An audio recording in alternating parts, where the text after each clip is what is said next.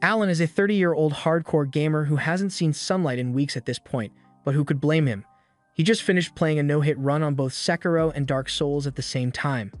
However, now that he's done with that, he needs a new game to play so he doesn't get bored.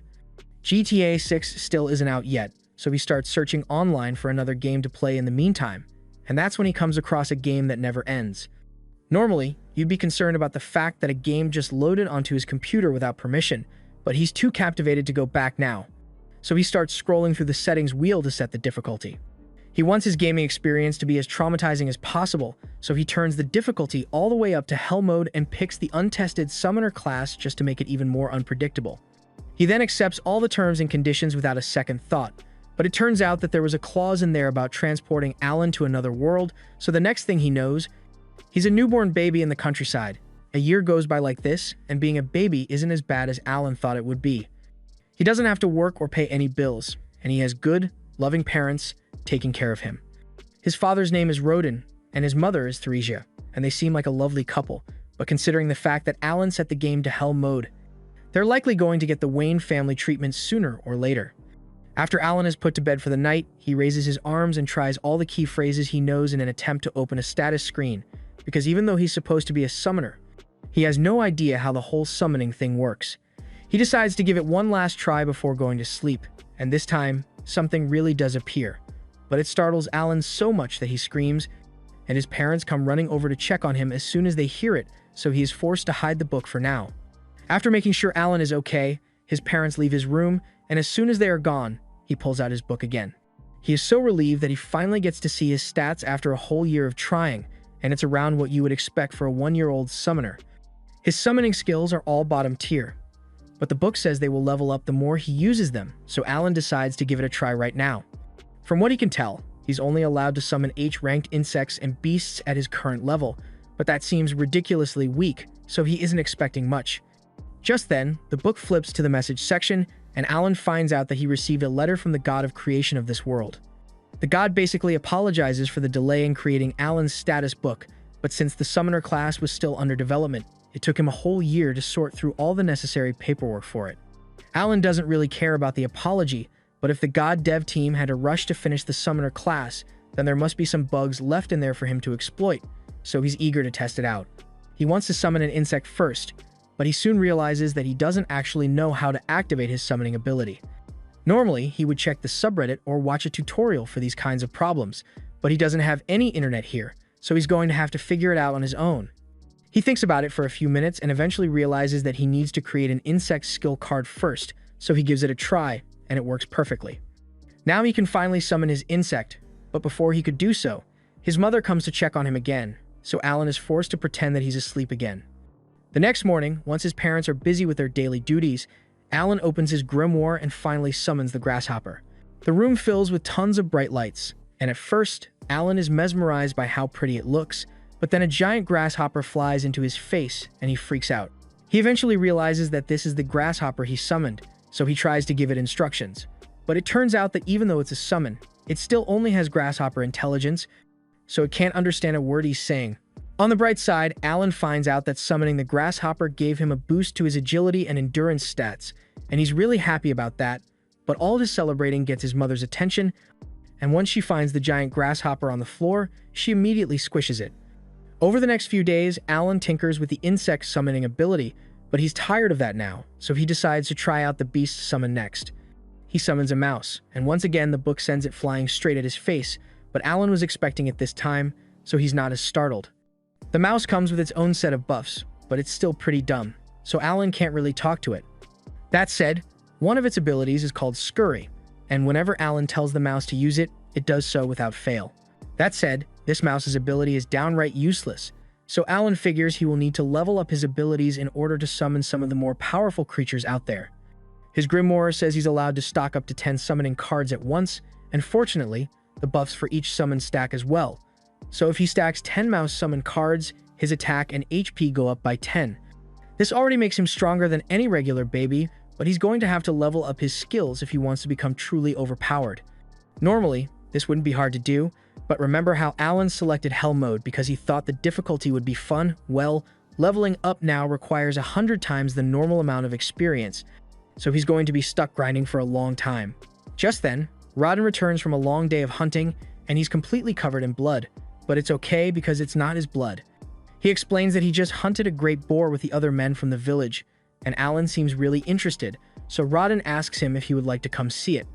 Alan excitedly agrees, so Rodden hoists him onto his neck and starts taking him towards the kill site. This is Alan's first time actually getting to see the outside world, so he's enjoying all the new sights, but it took a lot longer to get to the boar than he thought it would, so he ended up falling asleep in Rodden's arms. Once they arrive at the kill site, Rodden wakes Alan up to show him the boar, and Alan is stunned because this thing is absolutely massive, and I'm not even sure how Rodden managed to take it down in the first place. A few moments later, the villagers nearby notice that Rodden has come back, so they all start cheering for him because he is today's MVP. Alan asks if a great boar is really that strong, so Gerda explains that it is a C-ranked monster, and it usually takes at least 20 men to take one down, so they are pretty tough. This info is really useful to Alan because it gives him a solid benchmark on the strength gap between ranks, but before he can even think about summoning any high-ranked monster, Alan is going to have to start grinding XP to level up. 10 months of intense grinding later, Alan has finally risen to a level 2 summoner, and the bump comes with great perks like an all-around boost to his stats, as well as the ability to summon G-rank creatures and fuse them. But doing so requires a lot of MP, so Alan hurriedly eats his dinner to recover some mana and heads back to his room to try it out. Unfortunately, when he opens his grimoire, it tells him he still doesn't have enough mana to fuse any summons because his max MP is too low, so it looks like he's going to need to do even more grinding before he can try anything new. By the time Alan is 3 years old, he has finally raised his MP stats high enough to use his level 2 skill, and with the fusion section, he is able to create a G-rank bird which he names Chappie. Chappie's main skill is Voice Mimic, and it can basically copy any voice perfectly, making it perfect for distracting enemies. Alan was also able to summon a frog and a mole, and the frog's only ability is to jump up and down while flashing as a distraction, but the mole is a lot more active and can dig a giant hole in a matter of seconds. The G-rank monster skills are a lot more useful than the H ranks, so Alan is finally starting to enjoy the gaming experience in this world, but it's still going to take a long time before he's strong enough to actually fight anything. And speaking of fighting, Gerda's daughter, Krina, comes looking for Alan because she wants to play with him. Krina's idea of playing is challenging him to a duel, and normally, this wouldn't be a problem, but she's way too strong for Alan to keep up with. He even went all out with his summon buffs just to give himself a fighting chance, but he's still no match for her. By the end of the day, Alan and Krina return home, and apparently, while Alan has been grinding his XP this past year, Rodden and Theresia were getting busy because she's pregnant again. Since his mother can't do much physical labor anymore, Alan volunteers to help with the harvest to make things easier for Rodin. He is sure he can do it because with all his buffs, he pretty much has the strength and stamina of an adult now. But Theresia and Rodden don't think it would be fair to make their son work, so they tell him he should just stick to doing basic house chores and playing with Krina. Rodden reminds him that he will eventually grow up and have to get a job, so he should enjoy his time as a kid while he doesn't need to work. Alan is a little upset about being turned down at first, but then he remembers that farm work is unbelievably grueling work, and no father would want to force their 3-year-old to do that kind of work, so he agrees to let it go. Rodden is glad to see that Alan understands, but as they continue with dinner, Theresia recalls seeing Alan in the backyard throwing rocks at a tree a little while ago, so she asks him what that was all about. Alan says he was just practicing for self-defense in case a monster attacks their home, but in reality, he was trying to see if he can learn skills aside from summoning by repeating an action over and over, but he didn't have much luck with that. Rodden is impressed by Alan's work ethic and says he can't wait for his appraisal ceremony. Alan has never heard of the appraisal ceremony before, so he asks Rodden what it is, and he is informed that when you turn 5, you are appraised to find out what talents you may have. And if Alan is lucky enough to receive a powerful talent, he might become very rich and successful in the future. Winter rolls around, and Alan decides to summon a grasshopper out in the snow to see how long it can survive, and it lasts a whole day out here, so he's pretty satisfied. However, that satisfaction quickly fades away when Krena comes outside and starts asking him to fight her again. Unsurprisingly, Alan ends up getting his ass handed to him. But while he was busy with his duel against Krena, he completely forgot about the grasshopper he summoned, and it ends up crawling onto Theresia's leg, scaring her so much that she ends up falling over. And falling over while pregnant is a big deal. Rodin runs over to check on her, and she says she's fine, but she clearly isn't because that fall just sent her into labor, so the baby's coming today whether they like it or not. Rodin tells Krenna to go call her mother for help, and once she arrives, she helps Theresia through the delivery process. So by morning, the family has a brand new baby boy. Everyone is overjoyed, but Alan doesn't know how he should feel about this. He still isn't sure why a game reincarnated him into this world. But even though it was unexpected, he didn't have much going for him back in Japan, so he's not upset with how things turned out. That's why he has decided to focus solely on leveling up and protecting his new family, because they matter the most to him. By springtime, since Alan's appraisal ceremony is coming up, he asks his dad for some details on what it's like. His dad tells him that all kids have to do it once they turn 5, and if he happens to have an amazing skill, he has a decent chance of making it to the big leagues. But unfortunately, there is a lot of competition this year since a lot of the other kids are also turning 5, and that includes Krenna. They all head to the commoner's city so they can undergo the appraisal, but as they approach the church, Alan notices that a lot of the other commoners look really well groomed. Compared to them, he's pretty much wearing rags, and now that he thinks about it, he's been wearing rags since the day he was born. So his family's finances must be way below average for this world, but that doesn't really bother him. They all gather in front of the church, and as the priests come out, they hear a lot of people making fun of the brokies in the crowd, so they tell everyone that they had better be careful of what they say. Blessings are distributed equally to all, so even the poorest farmer could inherit a powerful skill. The priests tell everyone to come inside for the appraisal, and as they are walking towards an altar, Alan notices 3 statues and assumes those must be the gods that are worshipped in this world. One of which is Elmea, the god of creation, and now that Alan thinks about it, Elmea was the one who sent him that apology letter for the class development delay.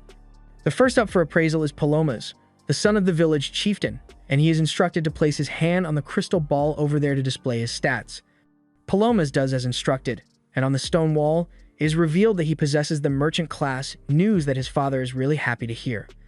Alan was kind of expecting more to happen, but this is basically the same thing his grimoire does, with the only difference being the fact that it uses letter rankings instead of numbers. As the appraisal continues, some kids receive strong talents, while some don't receive any at all, and a few hours later, the only ones left are Krenna and Alan.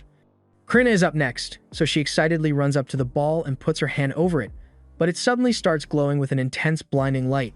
Her father is worried that something might have gone wrong with the appraisal, but it turns out that the priests simply can't believe what they are seeing. According to the appraisal, Krenna just received the Sword Lord class, one of the strongest in existence, and her dad is unbelievably happy about it, but she doesn't really understand what's so special about it. Alan isn't too surprised by the news since he's been getting his ass beat by her for years at this point, but next up is Alan's appraisal, so he is told to approach the altar. As he touches the ball, nothing happens for a few seconds, but all of a sudden, there's a large flash of light, and Alan is knocked back.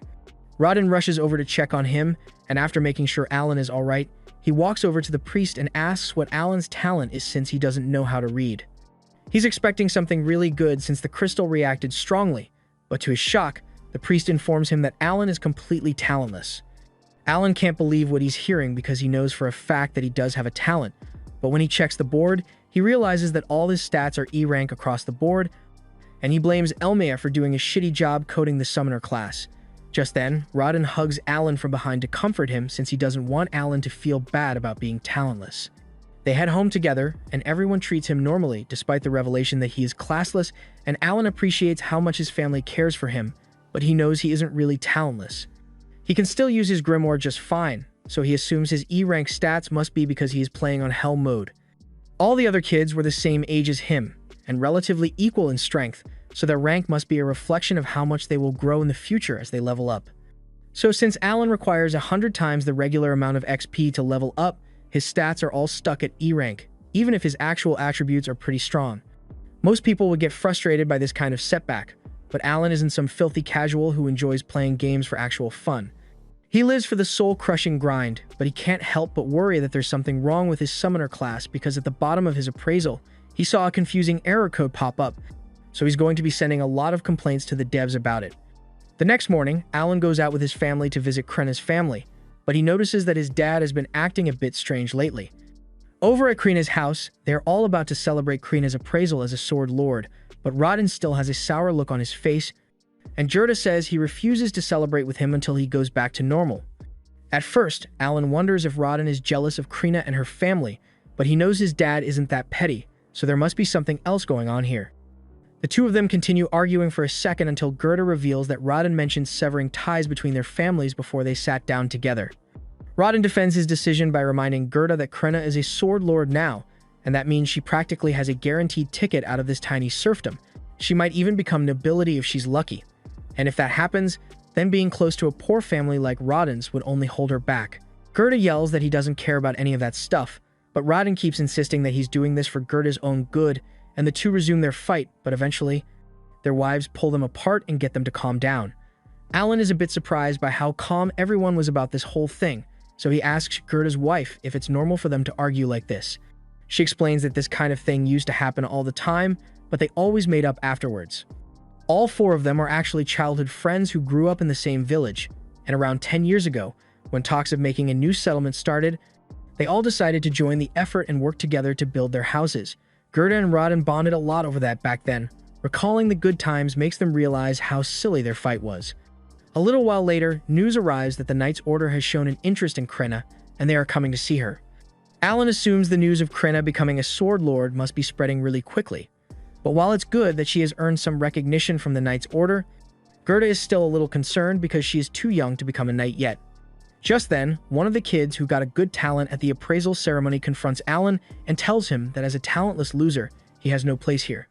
Alan doesn't really care about being insulted, since he's still got his summoner power, but Krenna won't stand for anyone picking on her best friend, so she tells the kid to back off and nearly chops off his finger before Gerda pulls her back. Just then, the chief announces that the Knight's Order has finally arrived, and everyone is thrilled since they rarely get to see the knights in person. The chief calls for Gerda and Krenna to come introduce themselves to the knight captain. Krenna is unbelievably excited because she has always wanted to become a knight, so getting to meet the knight captain must be a dream come true for her. Alan wonders if the knights are going to take Krenna to the capital to train her, but before the knight captain could say anything, Gerda speaks up and says he can't let Krenna go because she's still too young. The captain says that age doesn't matter because if she's a sword lord, then her skills would be more than enough to get her through the training, so there should be no problem. Unless, of course, they were lying about Krenna being a sword saint just to trick the Knight's Order. Gerda assures the captain that he isn't lying, but it's already too late because the captain has decided to put Krenna to the test. He orders his vice captain to prepare to have a duel with this 5-year-old, and without a second thought, the vice captain agrees. Gerda tries to get the knight captain to reconsider since he doesn't want to put Krenna's life at risk, but he is told that if she doesn't fight, then it will serve as proof that she lied about her class, and she, along with her entire family, will be executed. The knights then bring out a sword for her to use, and most children would be terrified by this point, but Krenna is so battle-hungry that the second she realizes that she gets to use an actual sword, she says she is willing to accept the duel. Everyone gets into position for the duel, and Leibrand faces off against Krenna. So as the match begins, Krenna charges at Leibrand with full force. Your eyes do not deceive you. She's swinging a sword that's twice her height like it's nothing, and she's actually giving Leibrand a run for his money, but he is still keeping her at bay relatively easily. The knight captain seems unimpressed by Krenna's skills so far, but as the fight goes on, she manages to block one of Leibrand's strikes and prepares to retaliate. However, Leibrand punts her across the street and into one of the walls. Gerda is enraged by the way his daughter is being treated, but before he could do anything about it, he is pushed to the floor by the knights, along with Alan and Rodin when they try to interfere. Alan thinks this is completely unfair, because whether Krenna is a sword lord or not, an adult is bound to have more battle experience than her. However, all of a sudden, Krenna gets back on her feet, and she's got a menacing aura surrounding her. Without saying a word, she launches another all-out attack with laser focus, and this time, she is completely overwhelming Leibrand, so much so that she eventually slices his sword in half and nearly takes his head off with it. Krenna is disappointed that the fight is over already, but she had a lot of fun, so she thanks Leibrand for playing with her and walks off, leaving him with the knowledge that he just lost to a 5-year-old. Gerda is relieved that Krenna managed to survive and starts praising her for doing a good job, but then the knight captain approaches, and Gerda becomes defensive because he doesn't want him anywhere near his daughter. The knight captain now acknowledges that Krenna is indeed a sword lord, and he apologizes for forcing her to fight in a duel. He says he would like to discuss her future with him, but Gerda firmly refuses. The captain says he can bring his friends with him to the meeting if it would make him feel better, and that would make Gerda feel a little safer, so he agrees. They all gather at the chief's house for lunch, and Zenov once again apologizes for the way he acted earlier. He explains that he was sent here by the baron of this territory to determine whether there truly was a sword lord in this village, and the results are undeniable. Xenov mentions that 3 years ago, there was a sword saint born to the family of a count, but this strikes Alan as weird since he knows for a fact that sword saints can only be born from low social statuses according to the game's design, so that one must have been a fake. Said sword lord went on to serve the royal family, but failed to meet expectations there, and upon reappraisal, it was discovered that they were actually an ordinary swordsman pretending to be a sword lord. It was also later discovered that several nobles were greatly exaggerating their abilities, so the kingdom had to establish a zero-tolerance policy for falsified talent results. That said, he is still truly sorry for putting Krenna through such a harsh trial. He tells Gerda that he doesn't need to worry about them taking Krenna away from him because they won't do that. They want her to continue her training at home, and when she turns 12, if she wants, she can attend the academy to become a knight. 2 years of training later, Alan finally unlocks level 3 of his grimoire, and he is really excited about it. The level up grants him the enhanced skill, which means he can strengthen his summons now, and he can also hold 30 F-rank ones at once now, so the buffs he can stack are going to be amazing. He plans to experiment with it later, but for now, he's got to head back inside for dinner. As for updates on Alan's family, his little brother is turning 2, and his mom is pregnant again, so he's getting another little brother or sister. His parents start thinking of a name for the new kid, and at that moment, Alan happens to receive a message from the god of creation, Elmia, so he unconsciously says his name out loud. His parents misunderstand and assume Alan is suggesting they should name the baby after the god of creation, which is a big no-no in this world, and Alan can't really explain why he said it. So he quickly changes the subject and mentions how Gerda's scars seem to have completely vanished recently. Gerda explains that it's because he passed the trial of the gods earlier today while fighting a boar, but Alan has never heard of such a thing before, so he asks what it means, and Gerda explains that every once in a while, after a battle, you feel your body being refreshed and all your wounds being healed, and Alan assumes it must be the effects of leveling up in this world. Gerda is a strong warrior, so he must level up quite often, but as for Alan, even though his grimoire is level 3, his body is still only level 1 because he hasn't fought any monsters yet, and if he wants to grow stronger, then he is going to have to engage in battle. However, that's easier said than done, because he isn't allowed to leave the village without permission. The only exception to that rule would be hunting expeditions, but the second Alan tries to bring up the idea of joining the next hunt, his father turns him down because he doesn't want Alan putting himself in danger.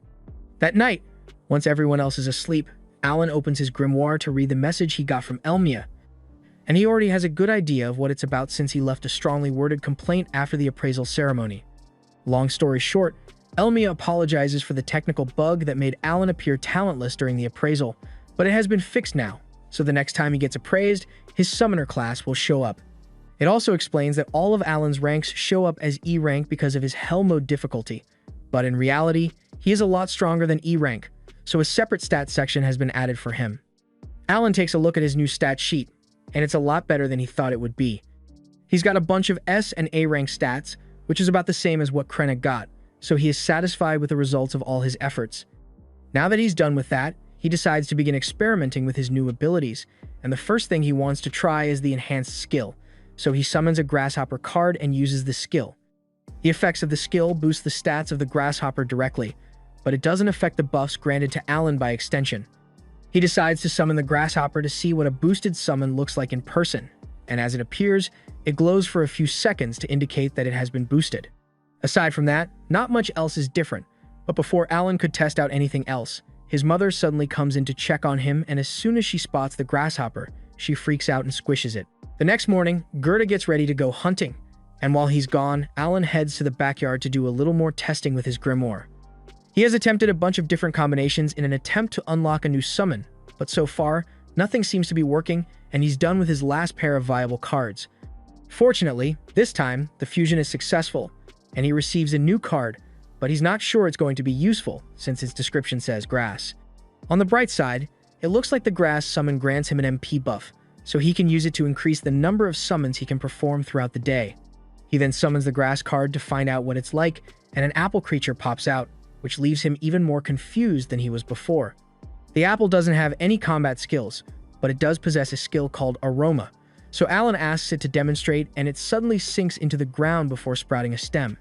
The stem does indeed have a wonderful aroma, but just then, Alan's mom comes to check on him again, and he tries to get the apple to hide itself, but it doesn't seem to be listening, so she ends up spotting the stem.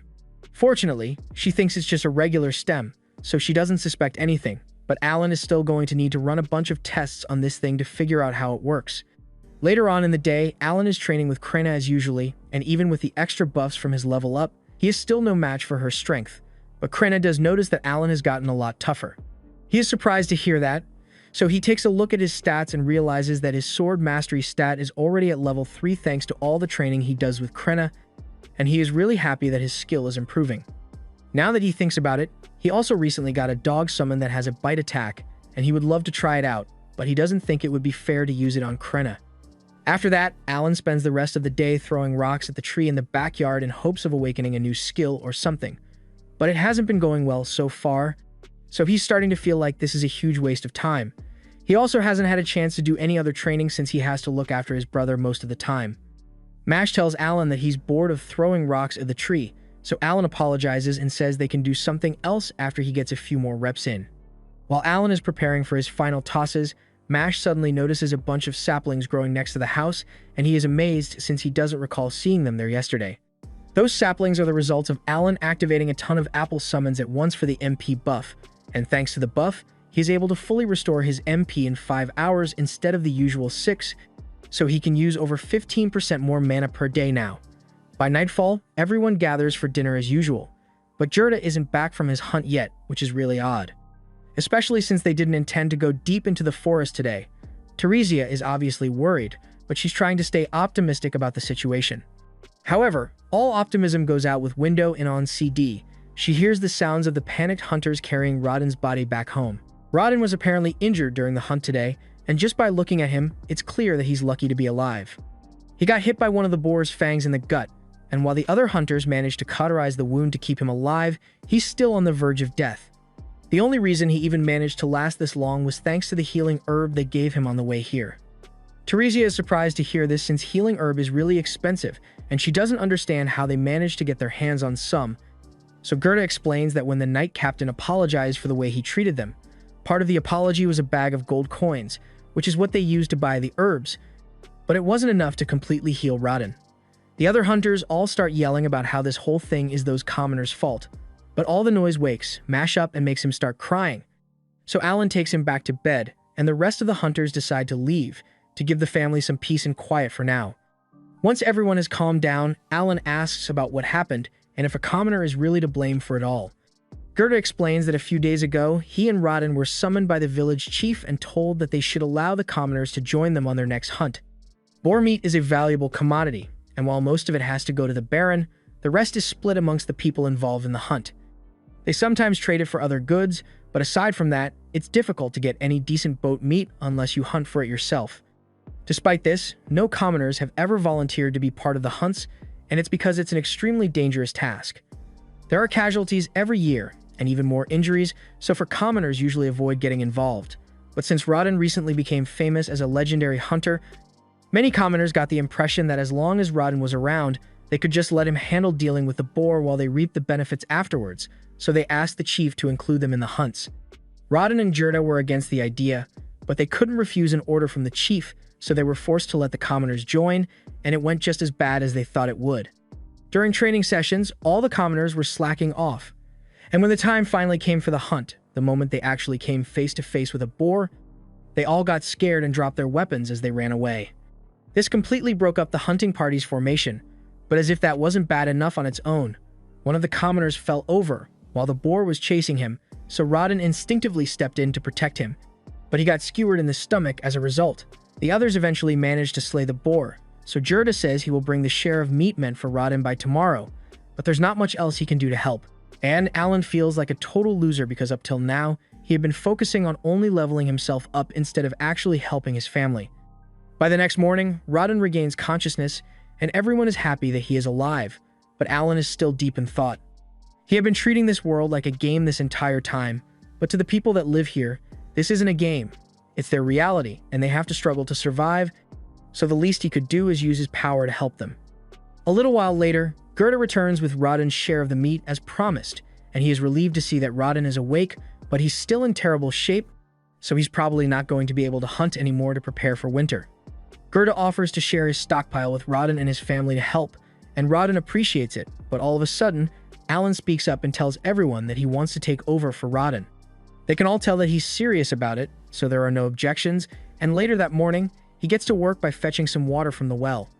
The other men there warn him not to overdo it since that much water would be difficult for a child, but Alan is easily able to carry it home. Till now, he had been hiding the effects of his stat buffs, but with everyone already focusing their attention on Krenna since she's an upcoming hero, it should be fine for him to stand out a bit. After he's done fetching water, he heads out into the fields with Gerda to harvest the potatoes. Gerda demonstrates the best method to pull the potatoes out of the ground, and he assumes Alan is going to struggle with it, but to his surprise, Alan is able to do it one-handed. He harvests 3 baskets of potatoes in no time, but after all that work, he realizes that more than half of these have to be given away to the Baron, and that's really unfair. He's trying to figure out how to get more food for his family, but all of a sudden, the chief shows up, and he's here to apologize to Rodden. It was partially his fault that Rodden ended up like this, so he wanted to make things right, and he also brought the guy who caused the accident to apologize as well. The guy doesn't seem like a bad person. He was just too scared to think straight back then, and he accepts full responsibility for the situation. Rodden isn't really mad at him, but he tells the guy to be more careful next time, and he promises not to make the same mistake twice. Later on, Alan heads out into the fields and clears out a wide area because he came up with an idea. He summons a bunch of frogs and has them use their provoke skills to lure out some potential prey. However, instead of the few ducks that he was expecting, he actually ends up attracting a monster bird. At first, he thinks it's best to run away while he still can, but then he realizes that it would really help his family if he defeated the bird. Plus, he's got a bunch of stats boosts, so he thinks he should be strong enough to handle it and ends up deciding to attack. He runs in and whacks the bird across the head while it's not looking, and then he summons several dogs to attack it all at once. The dogs are doing a fair bit of damage, but unfortunately, the bird is too strong for them, so it takes them out, one after the other. It then goes after Alan, and since his summons have all been defeated, he has lost the majority of his buffs as well, so he is in serious danger here. He needs to act quickly if he doesn't want to end up as bird food, so when he gets the chance, he summons 2 leeches that start sucking on the bird's neck. Alan had never really tested them out before this, but thankfully, as expected, they seem to have an energy drain ability, so they can weaken the bird enough for him to stand a chance. Once they gets himself free, Alan summons even more leeches and wolves, and with their combined efforts, he is finally able to deal the finishing blow and defeat the monster. Alan can hardly believe it since this is his first kill, but his grimoire confirms that the bird is indeed dead, and he even received 100 XP as a reward. Later that day, Alan returns home with the bird, and his entire family is left speechless because they can't believe he actually managed to kill something like that. Alan tells them he just happened to catch it off guard while it was distracted, which is mostly true, but he did leave out the part about his summons. Gerda starts inspecting the bird's corpse because he is wondering how Alan managed to beat it with just a wooden sword and some rocks, but then he notices some bite marks on the bird and asks Alan about them. Alan makes up an excuse and says he was fighting on instinct, so he had to do whatever was necessary. And Gerda begins picturing Alan biting down on the bird for dear life. But regardless of how he pulled it off, it's still an impressive feat, so he congratulates him on a job well done. He even offers to help Alan bleed and dry the meat, since this is his first time. So they head over to the rack together. The Aldebaran weighs around 60 kilograms, but once it has been bled dry, it drops to around 20 kilos, and only around half of the bird's meat is actually edible. That said, the wings do fetch a pretty penny, and it does come with a magic stone, but at the end of the day, they still have to fork most of it up to the higher-ups. Alan thinks the whole 60% tax on all food thing is really unfair, and Gerda agrees with him, but there's nothing they can do about it. At least that would normally be the case, but since Alan's situation is a bit unique, they might be able to negotiate the chief into letting them keep more than usual. A little while later, both Alan and Gerda head to the chief's office to tell him about the bird Alan caught, and the chief is very pleased. But then Gerda suggests that Alan should only hand over the wings as tax and keep the rest for himself. This catches the chief off guard, and he tries to explain that they can't do that because the Baron has requested more food than usual this year. But then Gerda reminds the chief that the only reason Alan was forced to go out and hunt was because of his unreasonable demand that led to Rodden getting injured. At this rate, Alan's family might actually starve since they barely have enough to eat, and to really sell the story, Alan acts like he's going to faint from hunger on the spot. The chief feels really guilty, but he's still hesitant to cut Alan's taxes, so to sweeten the deal a little, Gerda offers to throw in the bird's magic stone. The chief eventually agrees to the deal, and Alan and Gerda are really happy to hear that. But they aren't done yet, because Alan asks if this means he can keep all the meat aside from the wings with any future birds he catches. The chief is once again hesitant to agree, but Gerda reminds him that it's pretty rare for a kid to catch an Aldebaran all on his own, so what are the odds of it happening again? The chief eventually agrees to let Alan keep most of the meat of any of his future catches under the assumption that he won't be able to catch another bird anytime soon, but he was wrong. Later on, Alan heads back out into the fields, and this time, he manages to lure in 2 Aldebarans at once. By now, he has gotten the strategy down pat, so he sends out the leeches first to weaken the birds, and after that, he throws some rocks at their heads to disorient them. Next, he orders his wolves to attack with full force, and after they've whittled down the birds' health, he whacks them over the head with his sword to finish them off. Alan has been going on hunts every 3 days for a while now, but this is the first time he has ever managed to succeed without losing a single one of his summons, so he's really pleased with himself. And to make it even better, he has finally gained enough XP to go up to level 2. He excitedly opens his status screen so he can see how much his stats went up, and it looks like he got a 60% boost to his stats, which is a little less than what he was expecting. But it's still a huge increase, so he's happy regardless.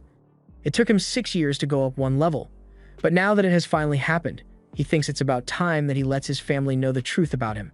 A little while later, he returns home with both of the birds, and his father is amazed that he managed to catch 2 of them at once. But he also notices that there's something different about Alan today. However, Alan still has a bunch of other things to do, including his sparring session with Krenna, so he leaves before Rodden gets a chance to say much. After today's haul, Alan has officially captured 10 birds total, so his family should be able to use that to make it through the winter. He would like to keep hunting birds to see if he can make it to level 3, but he doubts he would be able to find that many birds in time. Thanks to his stat boost, Alan can keep up with Krenna a lot easier now. But he got distracted by his thoughts for a moment, and that was enough time for her to sneak up from behind and smack him on the head. Later that night, Alan calls a meeting with his family, and once they are all present, he informs them that he isn't actually talentless. He can't reveal the exact details, but he basically explains that when he was a baby, he received an oracle from the god Elmia, and that means he is smarter and stronger than the average person, but he's also going to have to work 100 times harder than normal to grow stronger. His parents believe him, but they are devastated because it sounds a lot like Alan was cursed, and they aren't wrong, but it was actually self-inflicted when he chose to play on Hell mode. Alan also tells them that the only reason he was appraised as talentless was because his talent was too new to be recognized. His parents are amazed to hear that and ask if this means Alan really does have a talent, but he tells them he doesn't know what it is yet. He thought about revealing the fact that he's a summoner at first, but he eventually decided not to, because he doesn't know how people will react once they find out that he can summon and control living creatures. Even though they don't know what Alan's talent is, they are relieved to find out that he is talented, because now it makes sense why he spent so much time throwing rocks at trees and hunting monsters, but they wish he would have told them sooner. Rodin asks Alan what he plans to do from now on, and Alan says he's going to continue doing his best to grow stronger, so his dad reminds him that he should feel free to ask for help if he needs it. But in the meantime, he probably shouldn't mention this to anyone else, because it would be really bad if he were mistaken for a false prophet. Though, it's probably fine to talk to Gerda about it since he isn't a snitch, and Rodin really wants to brag to him about how amazing Alan is. The next day, the first winter snow hits, so it's time for Alan to start bartering with the bird meat he stocked up on, and Gerda is coming along to show him the ropes. Gerda plans to trade in some of the boar meat he stocked up on before the winter. Fortunately, there haven't been any more accidents since. As long as there are no commoners to mess things up, the hunts usually go pretty smoothly, but hearing that gets Alan thinking, and he wonders what the difference is between serfs like him and Gerda and the commoners. Gerda explains that commoners have a higher social standing than serfs, and the taxes they pay are also a bit different. Whereas serfs have to pay 60% of all the food they make as taxes, commoners only have to pay a head tax, meaning they pay 1 gold coin per person each year. Alan asks if it's possible for a serf to become a commoner, and Gerda explains that it is indeed possible, but you'd need to pay a tribute of 10 gold coins in order to do so. Alan does some quick math, and since his mom has another baby on the way, he would need to pay 50 gold coins for all of them to become commoners, which is a lot of money. But he's going to make it happen sooner or later. Alan spends the rest of the day shadowing Gerda to learn how much his bird meat is worth in the barter system, and by day 2, he has a decent enough understanding of it to make the trip on his own. A bag of salt costs him around 5 pieces of jerky, and that same bag of salt would be worth 5 silver coins, so 1 piece of meat is worth 1 silver coin. With the currency system, 1 gold coin is worth around 100 silver coins, So if Alan wants to save up 50 gold coins for his family, then he is going to need to hunt for the equivalent of 500 pieces of the Aldebaran meat. That seems like a lot, but Alan is sure he can get it done within a few years. For his next stop, Alan heads to the local potion store and asks if they have any MP recovery potions. The store clerk tells Alan he doesn't sell anything that fancy, so Alan asks if he has any healing herbs in stock instead. Hearing Alan mention the healing herb strikes a nerve with the store clerk because he got a bad deal last time he sold one. He recalls that a guy named Gerda came in here, begging to buy some healing herb to save his buddy. It usually costs 5 gold coins, but Gerda only had 3 at the time, so he begged the store clerk to give him a discount and promised to pay it back later.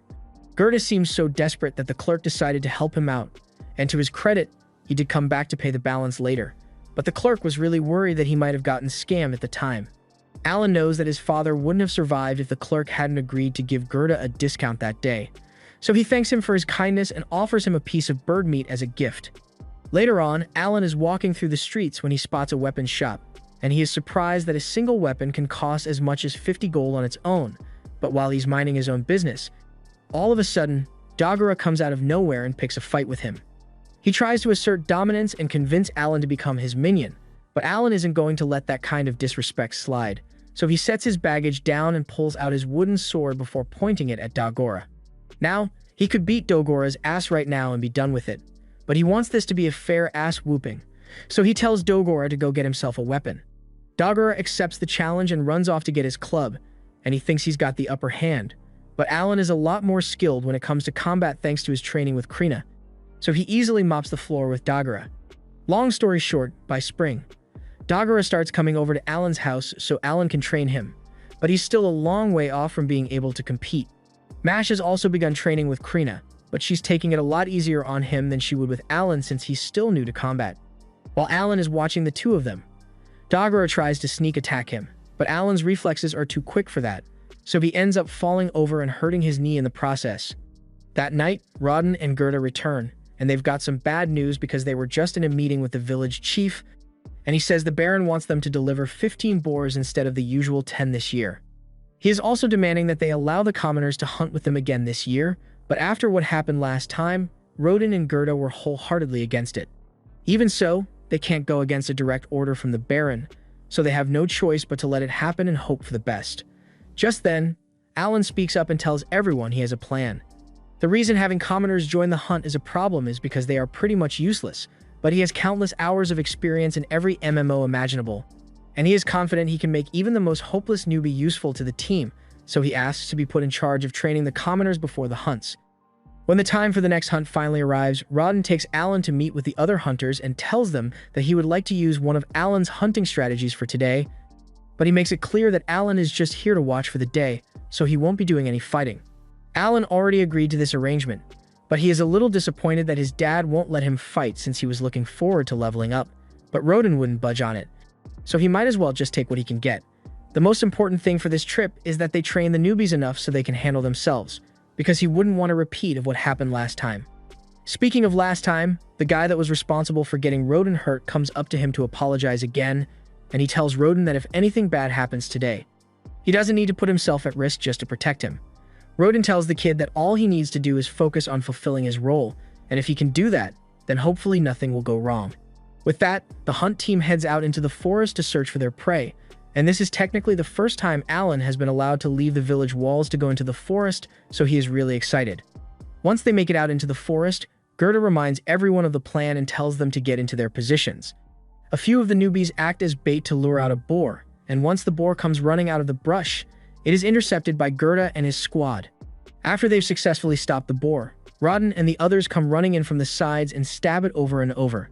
This is the strategy that Rodden and the others have successfully used to hunt for the past 10 years, but it doesn't work very well with spineless newbies, which is why Alan suggested a little change. While the others will still do most of the work taking the boar down, the newbies will stand off to the side so they don't get in their way, and when the time is right, Alan tells them to go stab the boar along with the others.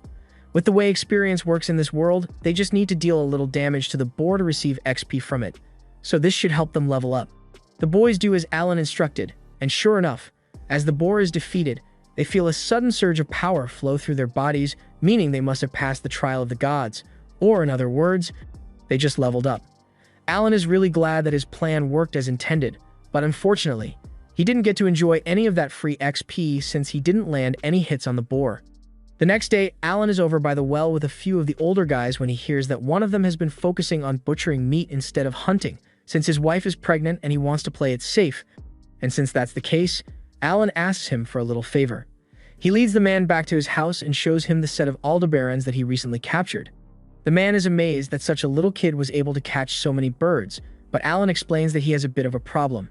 He can't handle butchering all these birds on his own, so he was hoping the man would help him out a little, and in exchange, Alan is willing to give him 2 packs of meat per bird butchered. The man is more than willing to help since it's a really good deal for him, but he asks Alan if he's really okay with giving out so much meat as payment.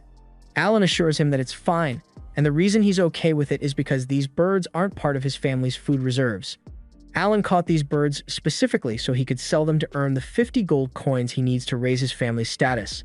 Later that day, Alan is back out in the forest with the hunting group, and they've got a few extra newbies with them today. The plan is to gradually expand the group until they have enough people to make 2 groups to hunt twice the amount of boar like the Baron wanted.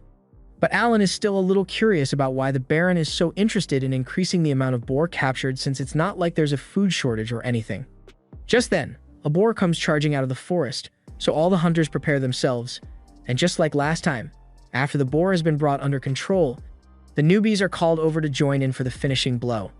Just like last time, the newbies all level up from the free experience they gained, but thanks to some quick thinking from Alan, he also managed to reap the benefits of the kill.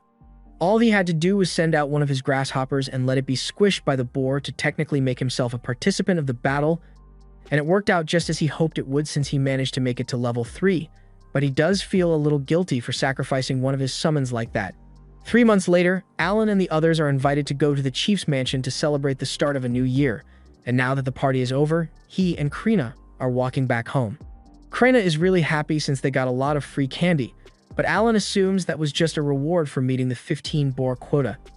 They eventually return home and meet up with their families, as they are about to throw a New Year's celebration of their own, and as they all dig in, Rodin begins praising Alan for his genius idea to safely integrate the newbies into the hunting parties, and thanks to that, they should have no trouble meeting the 20 boar quota next year.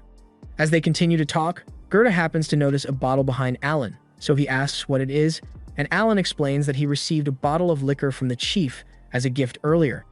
Gerda and Rodin are really excited to hear this because they've been looking forward to getting to drink, but Alan reminds them that the liquor was personally given to him, so they can't have it unless he says so. This is all part of his plan to get them to let him fight during the hunts, so he says he will only let them have it if they can beat him in a game. Rodin and Gerda are really desperate for that liquor, so they agree to Alan's terms and ask what game he wants to play, to which Alan answers that he wants to arm wrestle. Gerda and Rodin are fine with that, but before the game begins, Alan asks them what they are going to give him if he wins because he needs some kind of reward for his effort. Rodin can tell that Alan already has something in mind, so he asks him to just tell them what it is, and that's when Alan explains that he just wants them to let him fight in future hunts. Rodin doesn't like the idea, but he sees no harm in playing along since he's sure he's going to win anyway, so he and Gerda get ready to arm wrestle with Alan. First up is Gerda, and he seems pretty confident that he won't lose a contest of strength against a 7-year-old, but unfortunately for him, Alan has stocked up on every strength buff available with his summons, so as the match begins, Alan matches Gerda's strength and eventually manages to overpower him.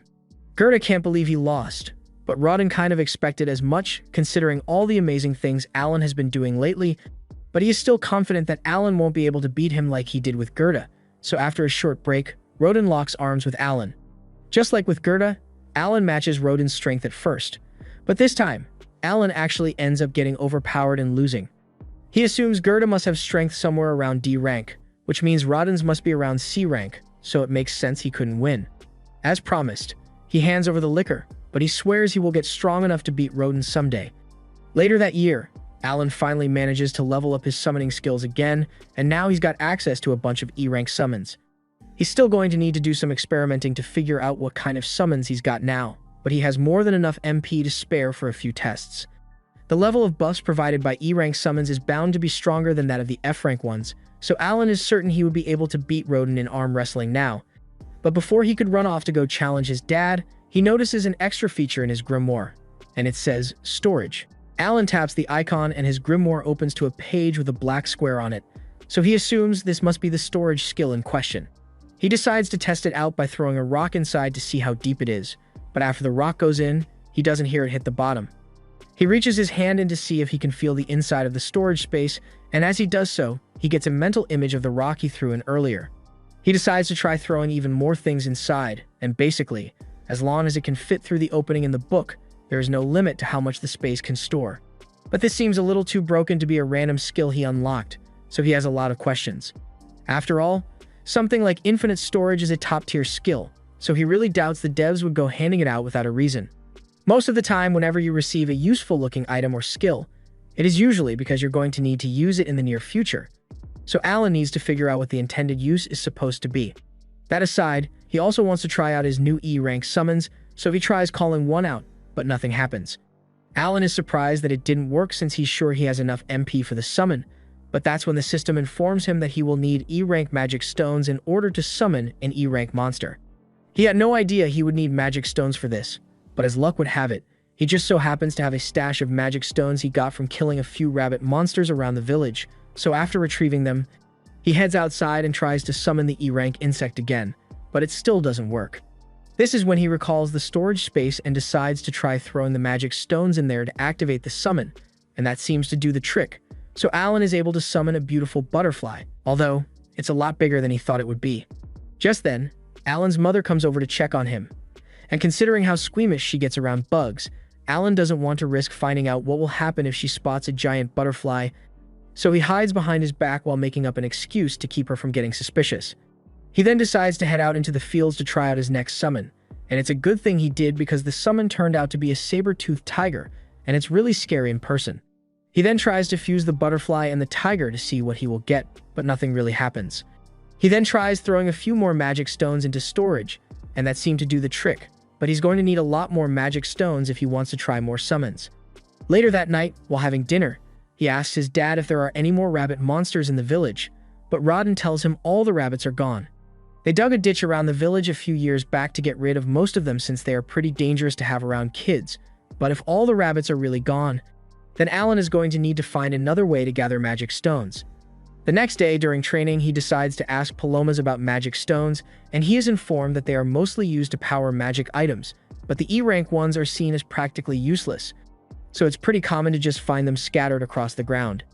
Alan hadn't even considered the possibility that he could find the magic stones on the ground, but now that he does know, he's got a lot of scavenging to do. A little while later, Alan has managed to gather enough magic stones to unlock all his new summons, and he can already imagine how powerful he will become if he keeps progressing, because his summon ability allows him to fill out all the roles of an average party all on his own, so with countless beasts at his disposal, he will be unstoppable. A little while later, the chief invites Rodden, Gerda, and Alan to dinner and informs them that the Baron apparently intends to pay the village a visit next month. He says he wants to watch the boar hunting, which annoys Gerda a lot because the Baron has already put them through enough stress with his boar quota increases. Rodden says he has no problem with the Baron watching the hunts, but he doesn't understand why Alan was called to deliver such news, and that's when the chief reveals that he was actually hoping Alan would act as the tour guide for the Baron while he's in town. Alan personally doesn't like the idea of having to entertain the Baron, but at the rate he's going, it will take him close to 10 years to hunt enough birds to grant his family commoner status, and that's way too long. However, if he manages to impress the Baron enough, he might be able to earn a promotion from him, so he decides to do it. A month later, Baron Granville arrives in the village along with his daughter, Cecil, and Knight Captain Xenoff, and they are brought back to the chief's house for lunch. First of all, Granville apologizes for making such an unreasonable request with the boar meat last year, but he simply couldn't refuse a direct order from the king.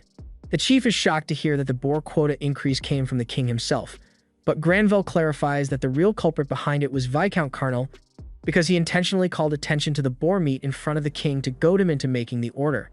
A little while later, the food is served, and both Granville and Cecil are amazed by how delicious the meat is, so Granville asks the chief what the dish is called, but the chief has no idea how to respond, so Alan cuts in and explains that the meat is from a bird he hunted and prepared yesterday, specifically, so the Baron would have the freshest ingredients for his meal. Granville is impressed by how well-mannered Alan is, so he asks if he is the chief's son, but Zenov remembers meeting him last time he was in the village and recognizes him as the son of Rodden, the renowned boar slayer. The Baron is impressed by Alan's manners and asks if he happens to come from a family of former knights, but the chief explains that Alan and his family are just serfs. As soon as Cecil hears this, she becomes outraged that the chief would let a filthy serf set foot in the guest hall, but her father scolds her and tells her serfs are valued members of the fiefdom, so she can't go around treating them like trash. Cecil apologizes for what she said, but now she's mad at Alan for some reason, and he can already tell that she's going to be a pain in his ass later. Fortunately, unlike his daughter, the Baron seems like a reasonable person, so when Alan explains that he is going to be in charge of showing them around during tomorrow's hunt, he thanks him for volunteering and says he looks forward to it. Zenov mentions that if the 20 boar quota proves too difficult for them to manage, he can have his knight take over the hunts, and Granvelle thinks that's a good idea since he doesn't want to overburden them. But Alan interjects and tells them that won't be necessary, because they are more than capable of meeting the quota on their own. The following morning, the Baron's carriage has been prepared, and he is entrusting Zenov with protecting Cecil should anything go wrong during the expedition. Before long, they set out into the forest, and upon arrival, Alan shows them to a tower prepared in advance so they can watch the boar hunt from a safe distance. Alan leads them all into the tower's perch, and Cecil really seems to be enjoying the view because she has never seen so many trees before. A few moments later, Rodden and the rest of the warriors arrive, and Granvelle is impressed to see that they've acquired armor. Alan explains that they put the boar hide from the previous year's hunts to good use, creating all sorts of tools and equipment to make the boar hunts go smoother. As the hunt begins, Granvelle notices a few warriors who aren't wearing any armor run into the forest alone, so Alan explains that those guys are in charge of luring the boars out of the forest and into the hunting grounds. Though they will probably have to be patient if they want to see any action since luring the boars out takes quite a while. While they wait, Zenov asks Alan how Krina has been doing lately, and Alan tells him she has been doing great. Zenov is glad to hear that and informs Alan that he will be dispatching a tutor to prepare her for the academy entrance exams in spring. And Alan can't help but chuckle because he thinks it will be funny to see Krina study for a change. A few moments later, the luring team returns with a boar hot on their trail, and everyone gets into position. Using a couple boar hide shields they made, they box the boar in, and Alan explains that the shields are made from the hardest part of the boar's hide to make it penetration-proof. After locking the boar in place, the strike team moves in and begins stabbing it from the side while the long spear team, comprised of the most inexperienced members of the group, also join in to aid the attack. But Cecil wasn't prepared for how gory a boar hunt really is, so she's starting to feel sick at the sight of all the blood. Rodin then finishes the boar off with a blow to the neck, and it's so gruesome that it causes Cecil to pass out on the spot. Everyone begins to celebrate once the boar is dead, and both Granvelle and Zenov are crucial to the fighting prowess of these warriors. However, a moment later, another loud roar echoes from the forest as two boars come charging toward the group. Zenov realizes this is bad and orders his knights to be ready to jump in if necessary. But Alan tells him that their assistance won't be needed because the hunting squad is perfectly capable of handling two boars at once. Rodin orders the team to split into two groups to handle the boars separately, and Alan thinks to himself that a few years ago, it would have been impossible for them to handle a situation like this.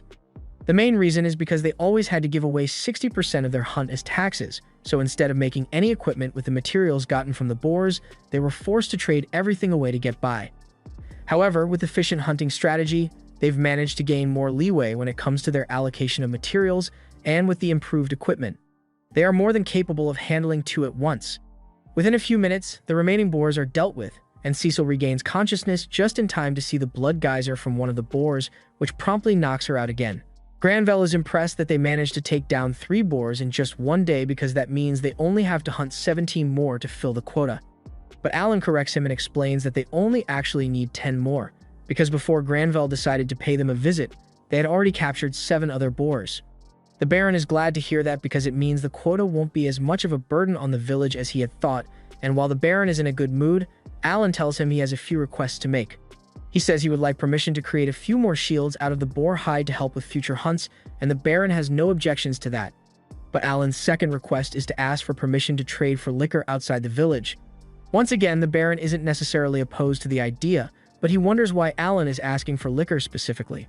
Alan explains that since filling the quota has required them to hunt for more meat than they otherwise would, there have been concerns that the influx of extra meat would cause a crash in the overall value of the meat locally, which is why he wants permission to trade a good portion of it for alcohol to boost morale.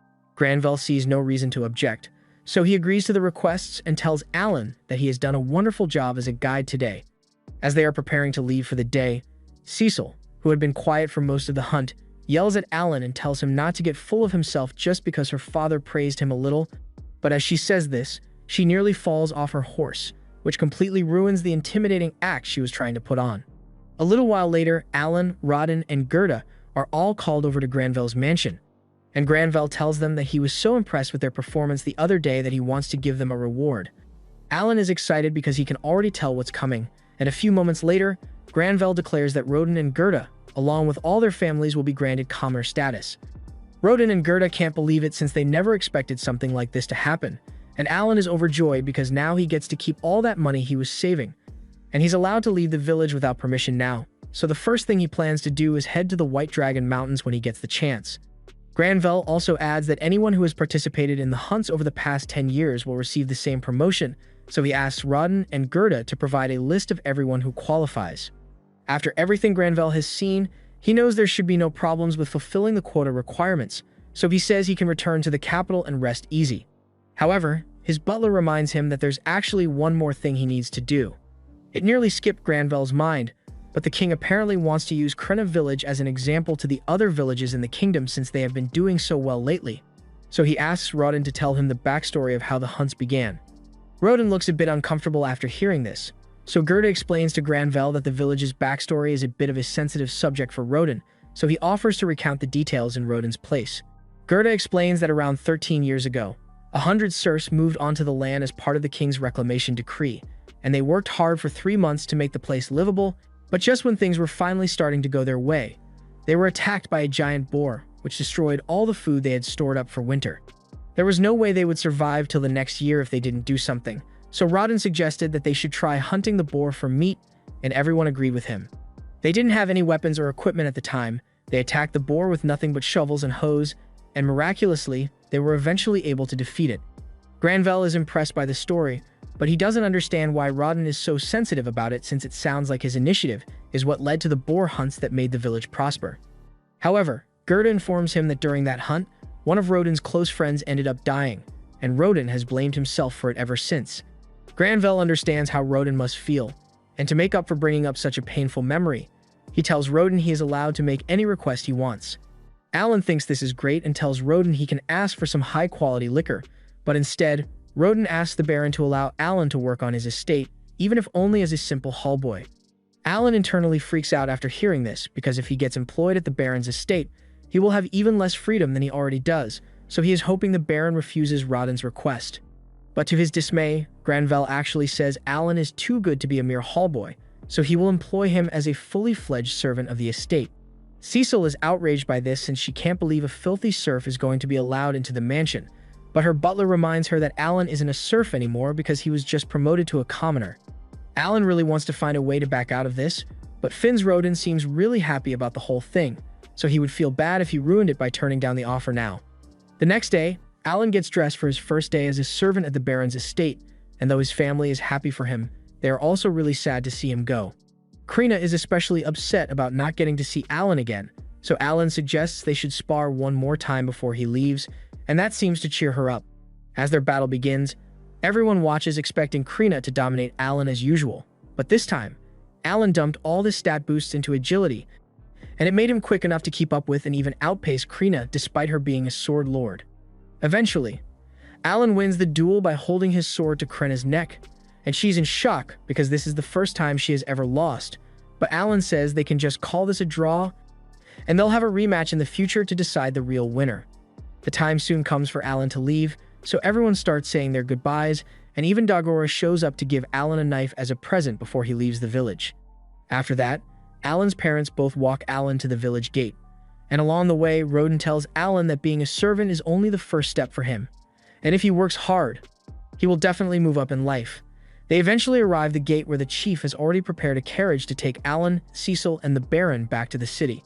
It's a little awkward in the carriage since Cecil won't even look at him, and he has nothing to say to Granville, but he's going to find a way to make it work. This was the end of episode 6. Subscribe to not miss the next part.